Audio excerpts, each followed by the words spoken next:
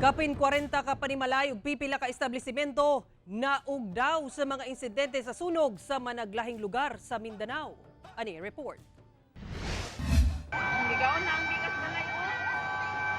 Daw nalukop na sa bagang itom nga aso ang kalangitan ug tataw pa ang dakong kalayo sa pag-ulbo sa sunog sa Bantiles, Barangay Bugo, Cagayan de Oro City adlaw Miyerkules.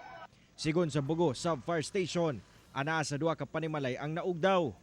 5 ka magbanay nga apektado nga mga nagrenta sa usa sa mga balay. Ana sa kapin 200,000 pesos ang danyo sa panghitabo. Paspas yun kay pag-abot sa fire truck namo, nakasunod nakasakay ko, siga na yun. Dito portion sa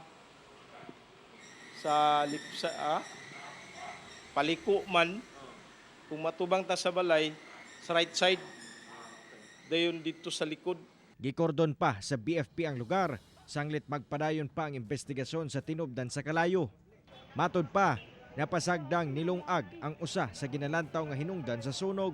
Ang upat ka kwarto, purot ang butang sa taas. Wala na lang ko alam, wala na nabira na mo. Kusog naman kayong kalayo kay ang trapal sa pika sa taas kay gitabok man sa kay nangilungag lagi ta itong mga estudyante nga. Wala naman nakatiman sa ilaha. Ang mga apektadong residente ana temporaryong nagtiner sa covered court sa Barangay Bugo nga nanawagan og hinabang sama sa sanina, mga gamit sa pagluto ug pinansyal nga tabang. Sa Coronadal City, Wait ka, dirigit sa ako nga guys, sunugid, gusto ko na dalasa. igo na lang sa pagtan-aw ug paghilak kining nanag-iya og mga tindahan ug kabalayan sa Purok Masipag, Barangay Santa Cruz, Coronadal City. Pasado las 11 Huwebes sa udto, sumala sa otoridad, paspas ang pagkatay sa kalayo, sanglit sagad sa mga nasunog, gama sa light materials. Gani ang tag-iya og shop nga si Darwin Maghuyop, wala na'y nahimo human nalakip og kaog daw ang iyang panginabuhian.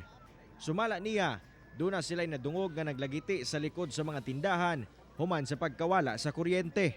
As of now po sir, ongoing pa po ang investigation natin sa regarding sa fire incident po sir. So initial po sir is 10 commercial at saka 1 residence po sir. Sa Patikul, Sulu,